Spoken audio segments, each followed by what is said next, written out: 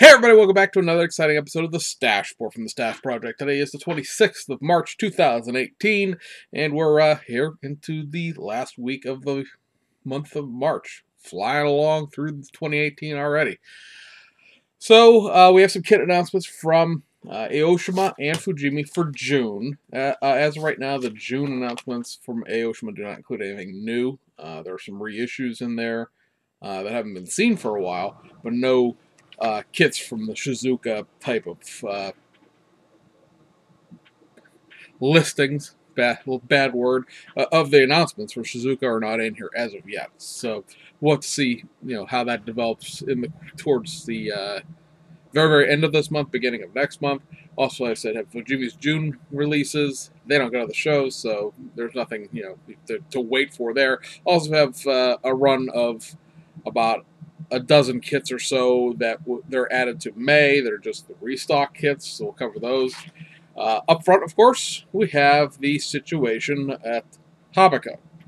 Now I know, because I'm not the only one that's noticed this. Every time I mention Habako's bankruptcy case, people give me thumbs downs on these videos. So I'm just going to say for the duration, which is at least April 2nd, you might as well not even bother watching the shows, because I'm going to talk about it, whether you like it or not, and so deal. It's rather immature, because several of us have been chatting recently, because a bunch of us were at shows and just talking online, that every time I mention Habako's bankruptcy, people don't like the videos. Although the videos get a lot of views. I'm going to go with the people who like it. Sorry. So, Habako's situation. We are in the week now where the sale is going to take place, or the bidding is going to take place anyway. Everything got moved back a couple of days. Originally, Friday was going to be the deadline for bids. Monday, today, was going to be the auction, and then the sales will be finalized during this week. There were a few things that have occurred since we last talked that have caused the date to get pushed back. So now tomorrow, which is Tuesday the 27th, will be the deadline for bids at noon. Wednesday will be the actual auction actually, I should say the deadline for bids is now 2 o'clock, because there's paperwork that was filed this afternoon. And then the bidding is by noon Wednesday, and then the announcements of the sales will not be now until Monday after Easter, which is, of course, April 2nd. So, guys, like I said, got to put up with at least one more of these videos that have this content in it. So, let's cover real quick what has happened in the last week as far as the filings go. First, you had, right before the sale was going to be finalized, you had Ford put in a contract complaint or dispute stating that they did not want their licensing to automatically transfer to the next owners of Revell. They want to basically renegotiate a new licensing contract with whoever the new owners turn out to be. They also object to what is known as the cure amount, which in a bankruptcy setting is the amount of money from the sale that will be paid to the unsecured creditor, in this case Ford. The cure amount is like $69,000. Ford says they're owed somewhere more in the neighborhood of about $120,000 plus all of the late fees, because nobody at Habako's paid a bill since the end of last year, as well as, of course, licensing, royalties, and things like that. I don't know how much exact truth there is to this statement, because I've had several people who I would assume know what they're talking about make it, but that doesn't make it true.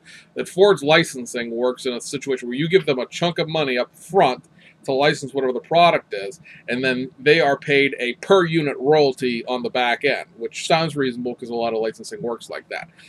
So basically, Revell owes them for licensing that they have not paid for, basically, because, again, all creditors are not being paid right now, as well as all of those per unit royalty fees every time you guys go out and buy a Revell Ford kit that they're not paying the royalties on. What does that mean long term as far as this goes? Well, it could cause a minor sticky point for whomever winds up with Revell if they need to. If this is approved by the court, basically, that the contract does not go with the sale, and the contract would have to be renegotiated by the new owners, again, whomever they may be, because while there's no licensing in place for Ford, Revell would not be allowed to sell any kits manufactured or marketed by Ford. That would not apply to your local hobby shop. They're not going to pull the kits, I don't believe.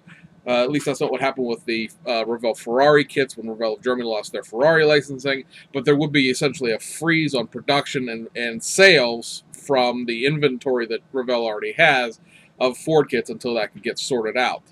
The reason why that's sort of a sticking point to a rapid redeployment of Revell, basically, the owners trying to make it as seamless as possible, would be, of course, what are several of the things that Revell is sitting on right now? Well, there's the Grease tie-in 48 Ford convertible.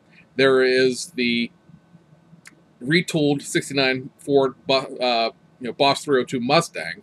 There is the Ford GT Le Mans car, not only a Ford, but sponsored by Ford. And then, of course, we still have the Model A tooling that got fixed to get those kits back out again. So you have several large ticket, Model A probably being the top of the heap there. And then I'm going to say the Ford GT might be that might be the next best seller in there, depending on how people feel about getting another 69 Mustang. I'm thinking that the Grease 48 Ford is going to be, it's kind of Revell's whack at what Round 2 does with movie tie-ins, try to sell it to people who buy Grease stuff, because really, unless you want to build specifically the Grease car, there are enough 48 Fords floating around. I understand, I talk about it all the time about, you're putting stuff on the shelf to sell in a retail environment, not to modelers who can go buy stuff on eBay and secondary channels. But that 48 Ford convertible has been done enough times already that for anybody who seriously wants one without building specifically the Grease car or the factory stock version, because it doesn't sound like it has the Good Guys hot rod parts in it.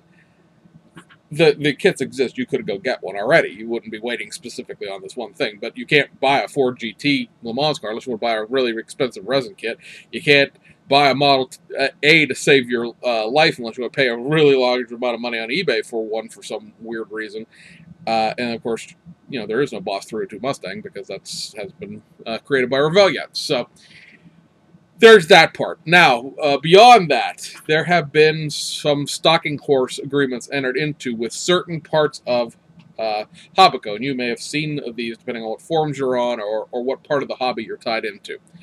First up is that there is now a stalking horse agreement, and we talked about this way back when we started talking about bankruptcy law, so the refresher on that is these are floor bids, a minimum bid. Somebody could bid more than this amount. However, if they do not complete the sale with the stalking horse company, they would be subject to at least a 3% breakup fee. So, in the case of the first here, you have Estes Cox, the model rocketry and glow plug, airplane company, is being sold back to itself, effectively. In 2010, Estes Cox got sold to Habaco. It appears to be some form of employee buyout group has been formed, has reformed the company under Estes Industries, which was the original name back when Mr. Estes founded the company, and they're going to purchase the company for $6 million. Again, that is the minimum bid for that asset based on the reserve, if you will, of the auction. Could somebody come in and bid $10 million? Yes. But at that point, Habaco would then owe Estes 3% of that $6 million as a breakup fee for basically serving as the minimum bid. More than likely, nobody's going to do that. I would think that the employee owners of Estes, in this case of rebuying themselves, would be more motivated, meaning, to bid higher than that if they had to. And then you have the secondary stalking horse agreement that was entered into, where Horizon Hobbies, which is a major RC outlet, was founded in 1985 in Champaign, Illinois. They're like, not physically, but across the street from each other, right down there in Champaign.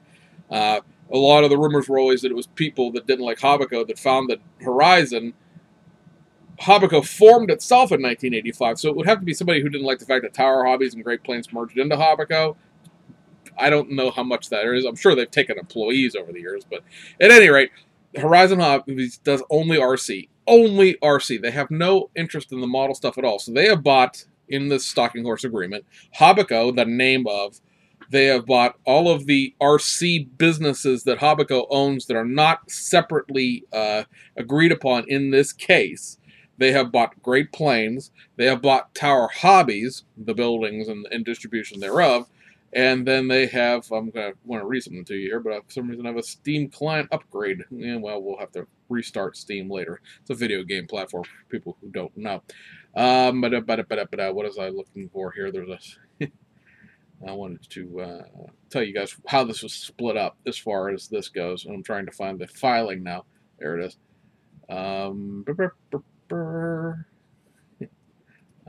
This might work. I just need the filing numbers here. So they, like I said, they bought Great Plains Model Manufacturing. They've bought Tower Hobbies Incorporated, United Models Incorporated. They have also bought Axial and Arma Durango. So all of your RC stuff is being sold to Horizon for about $19 million, which is what the floor bid is there. Now, the intriguing, as the world turns soap opera-ness to this agreement, is the creditors themselves, the people who own Hobbico, would be known as debtors in possession, right? The creditors, the people that are owed the money, have filed a complaint with the court saying that they found out 2 days before the bidding process was supposed to start that that Horizon employs a gentleman by the name of Mr. Freeland, and Mr. Freeland is a board of directors member at Horizon. He is also a member of a consulting group that Horizon pays a management fee to deal with the sale, and oh yeah, he happens to also be a partner in the law firm that represents Hobbico itself. So he's representing both ends of the sale. Yeah, well, you can't do that. So, well, I mean, I suppose you could do that. You could always say there is no conflict of interest, and I don't do this, I don't do that. But basically, the debtors have, the creditors have said, if Horizon wants to buy it, that's fine with us, but there will be no bidding protections, and there will be no breakup fee because you guys kind of lied, if you will, by omission about this guy's involvement with both ends of this deal. I don't think it's going to be a situation where that the agreement will fall apart necessarily, because who else is going to buy all that stuff? But it's just like I said, it's an amusing little soap opera twist. That's just piss poor planning on somebody's part at Horizon to not realize that your board of director member, who's a board of director member of the consultancy firm that you hired, is also in the law firm that represents the company you're buying. Yikes. And what you may have noticed in all of that is that nobody's bought Revell or Revell of Germany and all of that. Yeah, not yet. Now, there is many rumblings. How many of them are based in any kind of concrete fact? It's hard to tell. That there is an agreement being drawn up for some entity to buy Revell, and possibly Revell of Germany. There's also a possibility, again, that Revell of Germany could get sold back to itself in Germany. Because, at that point, I don't know exactly sure where Revell of Germany falls into the situation. Everything is bought but them. I think it's a weird thing right now where there's always a possibility that nobody could buy Revell, and then Revell would be the only debtor left, and they would own all $167 million of Hobbico's debt and go, poof into oblivion. Now, after you finish having your heart attack, come back. That's not really what's going to happen, obviously. Somebody is more than likely going to buy Revell. Who? Don't know. Everybody who's in the know that won't say anything about it, which of course makes me think that it doesn't really exist, because something would have got leaked out by now. The only thing I've heard anything about is that it would be a group of hobbyists rather than bean counters, which is fine and dandy so long as the hobbyists have a bean counter, because guys, we've all seen the wish lists that are put online for models, which you of course call how to bankrupt a model company in 6 months. The last thing we need is actual legitimate, people, I want to say me, but yeah, like me, telling Revell what to do. That's just a terrible idea, too. You need somebody with some sort of common sense and a background of what's going on. A lot of the agreements are, will say that the people who work for Hobbico right now will continue to be offered employment by Horizon, except for the people at Arma Durango, because that's in the UK. And so there's, international law that applies there. So anyway, yeah, that's where we're at. Tomorrow, you have to have your bids in by tomorrow for Revell, and then Wednesday you bid for Revell, and then, yeah, we'll see where that goes. Maybe a separate video if we find out anything in advance of next Monday. And we'll see where we go from there. So let's talk about model kit companies, or model companies, I should say, that are producing model kits that are not bankrupt at the moment. So over at Aoshima for May, and again, these are all just straight reissues to restock the shelves, so to speak. Reissue of the 91 Mitsubishi Delica Star Wagon. That's the second time that's been reissued now, so guys are really buying the crap out of a weird Mitsubishi minivan. Reissue of the 1988 Toyota Mark II 2.0 Grande. That was a kit that was just reissued here towards the end of last year. Reissue of 2002 Nissan R34 GTR Top Secret. Reissue of the 1998 B&N Sports Toyota Mark II Tourer 5 I don't want to say tuner car. It's one of the old D1 Grand Prix cars that doesn't have the liveries for anything like that anymore. Reissue of the 95 Toyota Hilux Custom. That's the lowrider one. Reissue of the 1999 Nissan Silvia S15 Rodex style. That was the like neon lime green S15 Silvia tuner car that was released not too long ago. Reissue of the Nissan R35 Liberty Walk GTR, the R35. Version 2, which is pretty amusing, because while Hobbyland Japan itself has not sold out of these kits, apparently Aoshima itself has. So that was kind of that kit just got released 2 months ago, last month. I'm trying to think when exactly that one plopped out. February, so 2 months ago, or last month, almost 2 months ago. So they were having to rerun it already. Reissue of the Liberty Walk Ken and Murray two-door Skyline 2014 spec. That's that powder blue car, the older style Liberty Walk, and a reissue of the Toyota Truno 86 Project D. That's the middle grade of the Toyota Truno initial D kits. There's the comic book series, Volume 1, Project D, and then Volume 37. Volume 37 is the one with all of the parts in it. Over in June, Aoshima is going to reissue the 1990 Toyota Cresta 2.5 Super L or Super Lucid G. The GX81 Cresta has not run in at least 15 years. So this is one of these kits that has not been out. Possibly, I think it was reissued like once or twice after, right around 90, because the kit was tooled up in the 1990 period, right? It's been reissued maybe a couple of times since then, in the early mid-90s, but I don't think it's been reissued since the mid-90s. This is one of these kits that if you can find it for sale, like on Buyee or someplace in Japan, because you won't find this kit for sale in the United States hardly ever. It has a very, very large price tag attached to it because, again, it hasn't been run in 15 plus years. They're also going to reissue the 1982 Toyota Celica XX, which we would call a Celica Supra, in the 2800 GT or the 2000 Turbo version. This is an old Best Car Vintage kit. Arguably, it's the better. I mean, Tom is a old motorized toy type kit too. There's no good Toyota Celica XX, right? The Fujimi one is all proportionally weird. This one's a little bit better. Tamiya is arguably better, also as good as or better than the Aoshima one is, but none of them have what would be considered like a real chassis or a real interior. They're all, sketchy motorized kits.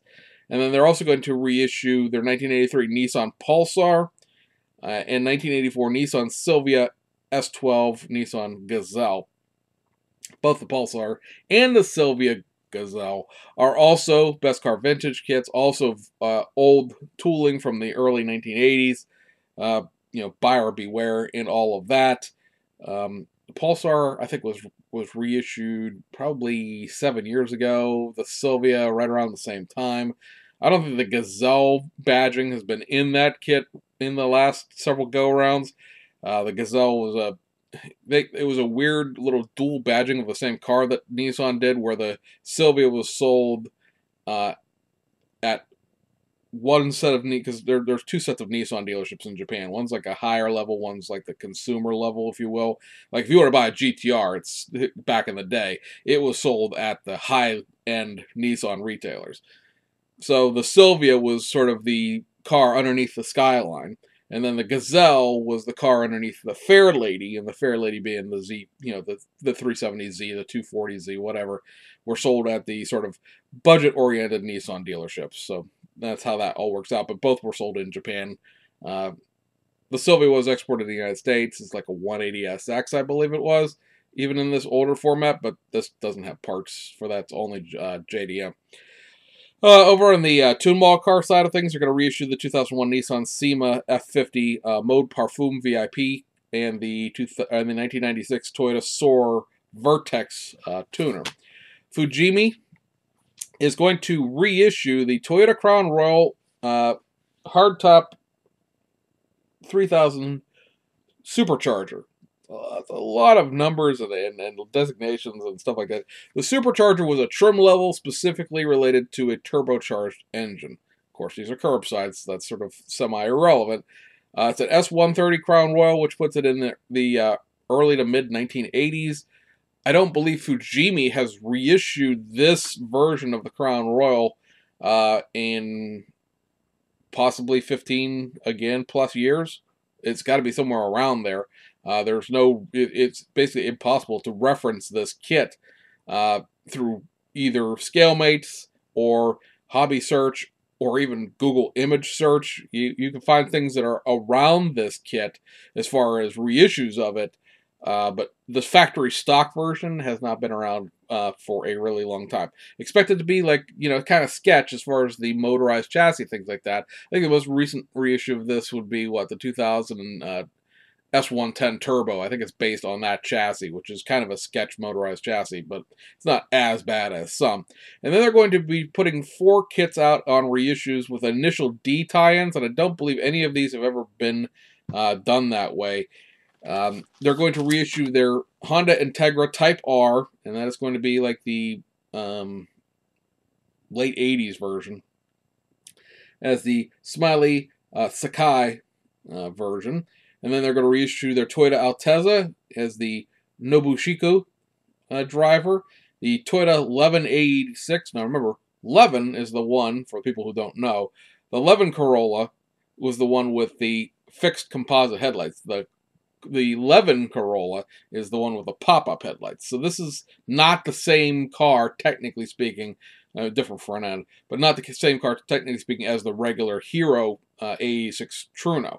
So Toyota 11 A6 for Akiyama Watoro, and then a Nissan 180 SX that is branded just as Kenji. So again, I don't think any 4 of, those 4 kits have been around since the late 80s, early 1990s, depending on how old the car is. Obviously, the Altezza is the newest tool of all of those, but I don't believe any of them have actually been in the initial D series before. A couple have been in the Togue Mountain Pass series, but not necessarily the initial D series. So I would expect new decals as far as that goes. Wheels, that's always a dicey proposition with Fujimi, as we're going to show you here in a second with the stuff that's come out this week. So more than likely there's not going to be anything new about these other than the box and the decals. So let's take a look at the kits that have come out so far for this week. There will, of course, be there will be probably a decent amount of kits that we'll show you come next week in terms of the last week of March being the first week of April show. But let's take a look again at what we got this week. And it's all overseas stuff because the Revell stuff hasn't come in, and of course the Round 2 stuff came in last week. Over at Aoshima, there's a couple of just straight restocks before we get into their new releases. They've reissued the Lamborghini Aventador LP700 Coupe. Again, just a restock of this kit. The Aventadors have sold real well for them, so time to make some more. And then also they reissued the detail up parts for the Pagani. So again, just something they've sold out of, had to make some more of, and back into stock it goes. Now onto the kits they've actually released for this week, for the month of March. They are, on the model car side of things, the 1966 Nissan Silvia would be called a CSP311, but I think most people would just call it an SP311. This is a really, really old, I believe it is an old IMA tool. That is where you can sort of trace back the origins of this this particular kit to.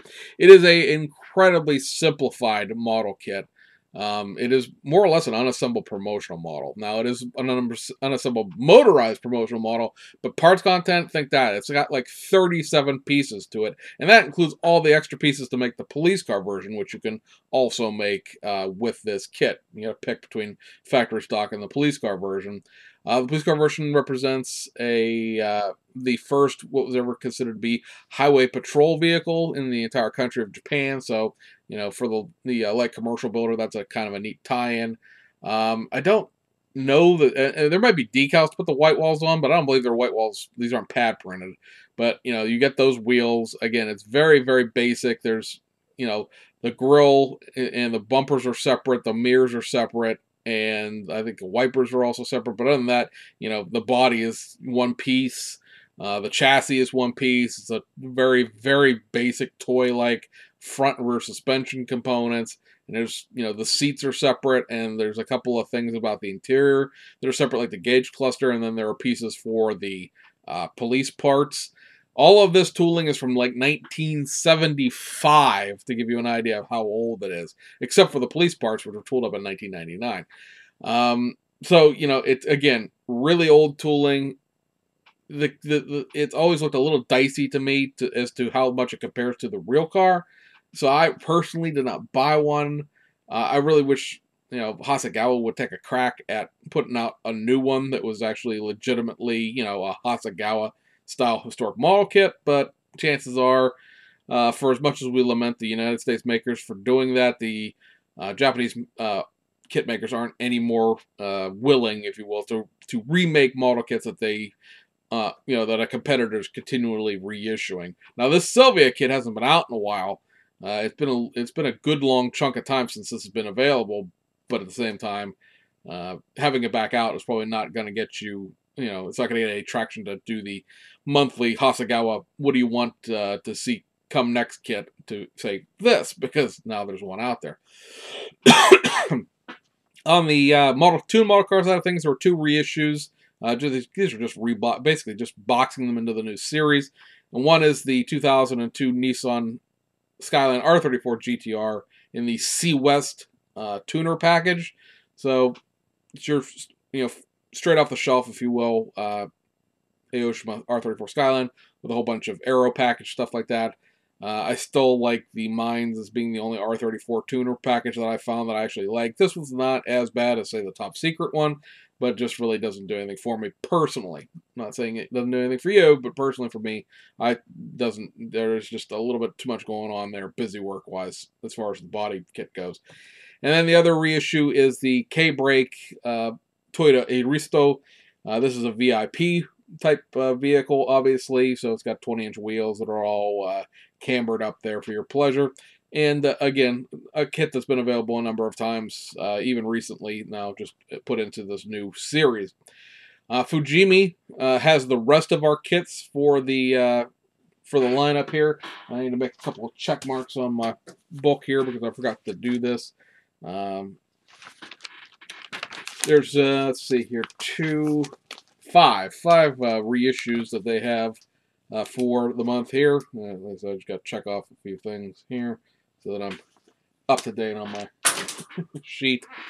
Don't care. First up, the one reissue that I don't think anybody saw coming necessarily, because again, there's another kit that hasn't been out for quite a long time, and that is this, the 1/12 scale Nissan GTR R32.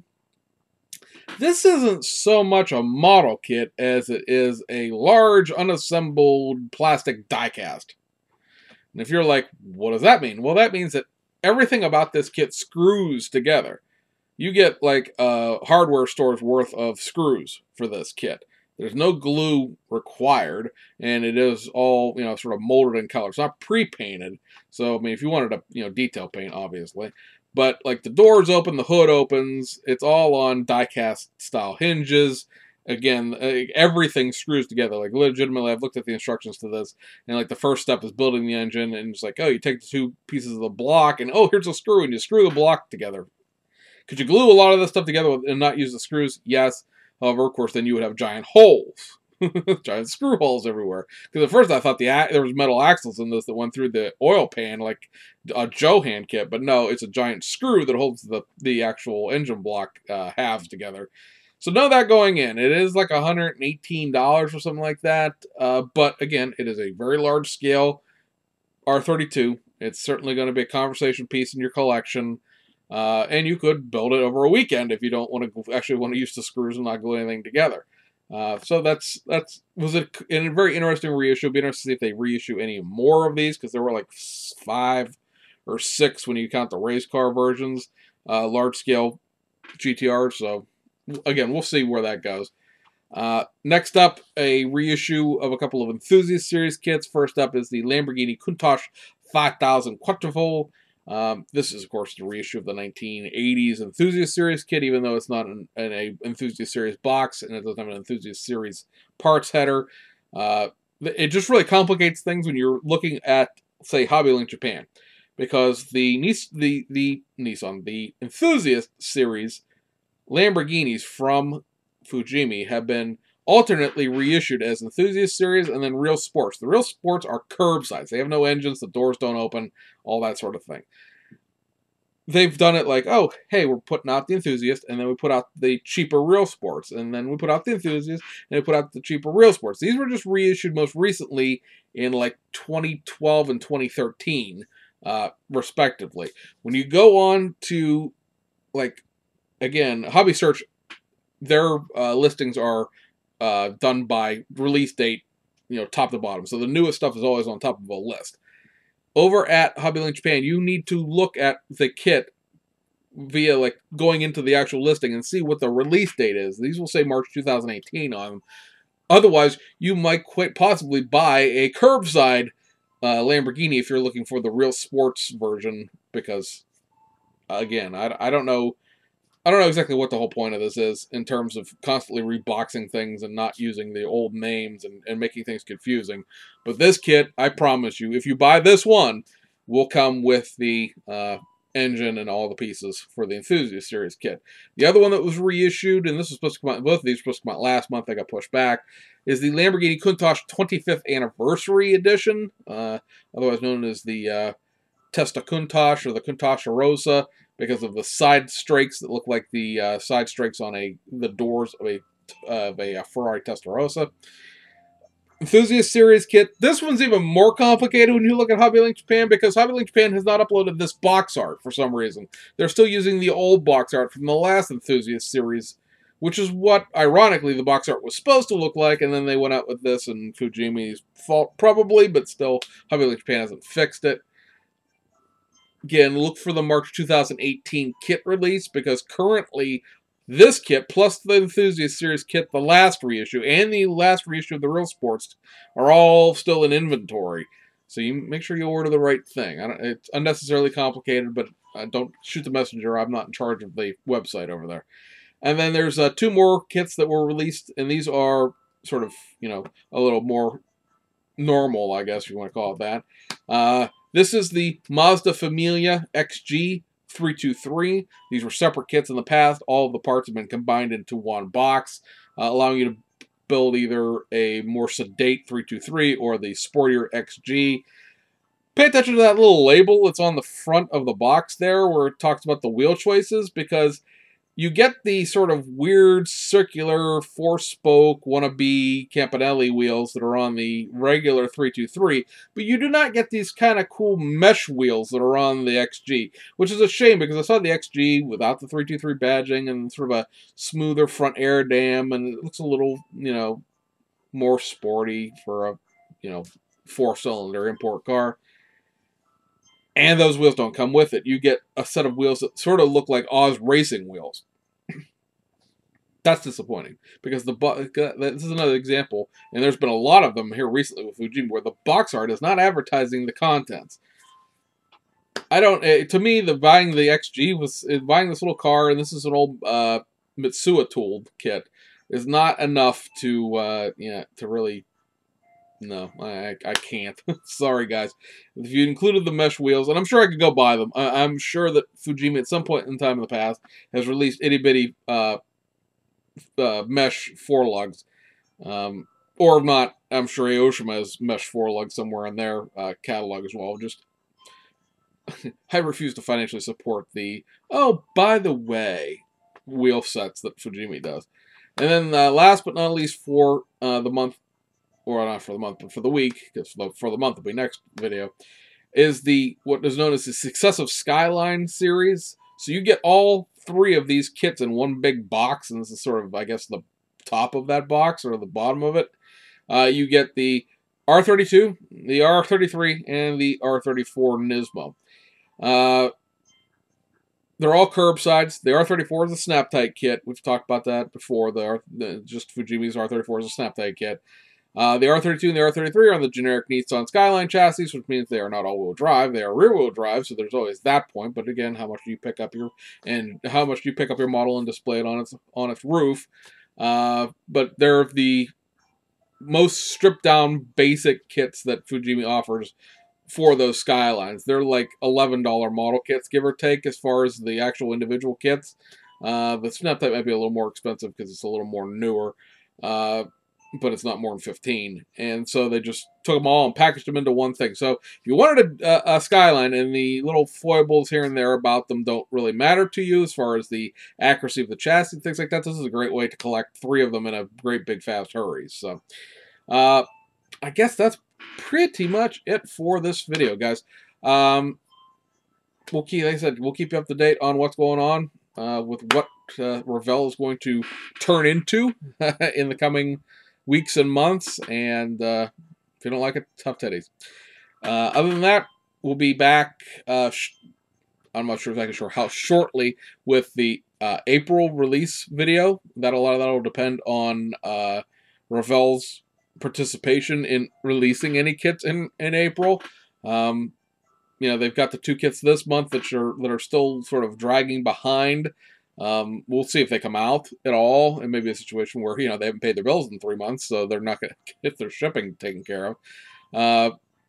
Last time I looked at another site, they were saying the Impala was going to come out this month, or, you know, late this month, early next month, and the 53 had been pushed back to like late April, early May. I haven't looked. You know what? While I've got you guys here, and we're all just hanging out, sort of BSing at the end of the news program here, let's take a quick peek at Revell's website and see if they've actually changed the release dates.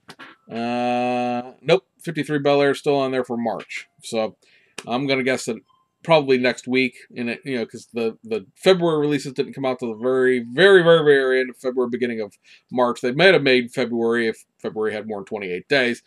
So I'm going to go ahead and just hang out and wait for these March releases. And we'll see, again, how long it takes to get April's releases on here, because March's didn't go on for about a week and a half after the beginning of the month.